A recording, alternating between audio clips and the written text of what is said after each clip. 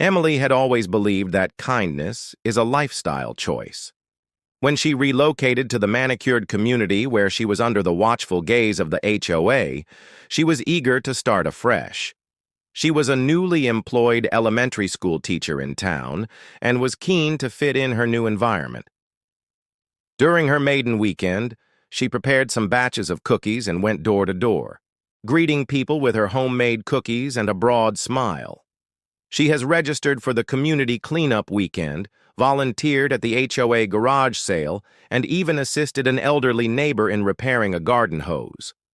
Her friendliness was not fake, but authentic, and she thought she was merely doing what neighbors should do. However, in the near future, things began to feel different. Some of the members of the HOA board, mostly older men, began to pay her more attention than she imagined. Mr. Callahan, the president of the board, an influential person in the neighborhood, would linger on too long in conversation.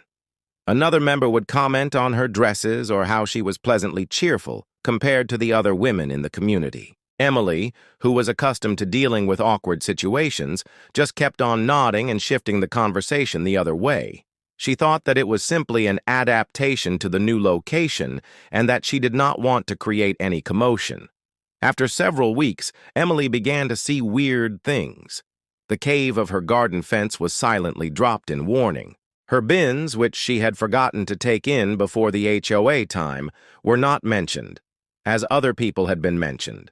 When she inquired of a neighbor about how to get a mailbox replacement, she was informed that it might require weeks to obtain one, but hers was granted and installed in a few days.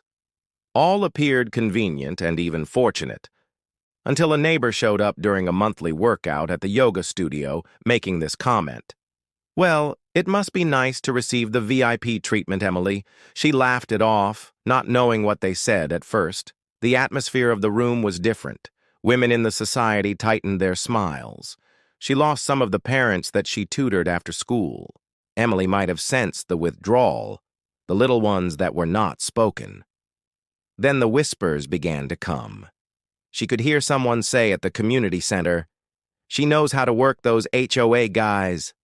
Another added, "You do not get so many favors without a return." Her heart dropped. The knowledge came down like a rock. She was distorted in her benevolence. The gestures she made to create community were being misconstrued as manipulation. Never had anybody spoken it to her face, but the glances, the avoidances, the intentional coldness could not be left unexamined. And the worst part? Who would she be able to discuss it with without appearing defensive and desperate? She didn't know. What had begun as a new, promising chapter was becoming a day-to-day emotional walk. It was not what she did that she was judged, but how she smiled, how she laughed, and how others perceived her. Emily's discomfort grew when her principal asked her to meet with him at the elementary school. He said he had heard some community members express some concerns regarding her actions out of school. Nothing was formally complained about. It was only whispers, that she was too familiar with some of the men on the HOA board.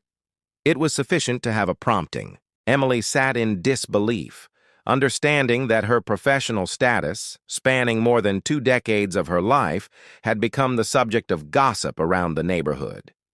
There was a thin line between her home and work life. Emily sat in her kitchen, staring at the unfinished tea in front of her that night. She could no longer ignore it. Silence had not saved her. She had performed her time, and her energy, and her warmth, and in exchange had begun to be discredited. The fact that she remained silent had simply left the story to get out of control. So she made a decision. She would attend the following HOA meeting, not to accuse or attack, but to be straightforward and tell the truth, in front of everybody. The night of the meeting, the room was vibrating with its usual crowd of board residents and 2 anxious board members. Emily was standing, still, but determined. She didn't yell. She didn't cry. She told her story. What she had come here to make a home, how she had made a volunteer effort, and how her efforts were misinterpreted. She talked of the remarks, the rumors, the job meeting, which was not supposed to happen. She glanced round and said, "Is benevolence a currency? Or is it merely unsafe when it is a woman thing? The room fell silent. Even the president of the board could not look at her. In the background, the women nodded. Others looked down, ashamed. Emily didn't ask for sympathy. She didn't ask for an apology.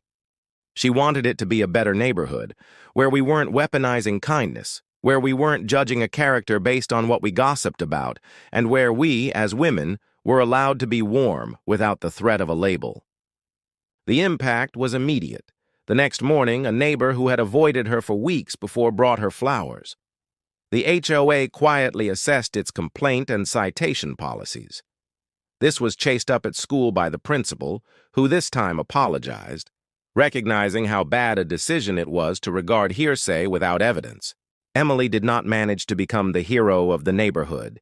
She became something more valuable, a mirror. Her account compelled individuals to reevaluate the beliefs they held, the power of silence, and the cost of allowing gossip to dictate a person's value. And slowly her little unspoken kindness came back. Not because she felt remorseful of it, but because they were a part of herself, whether other people accepted her or not.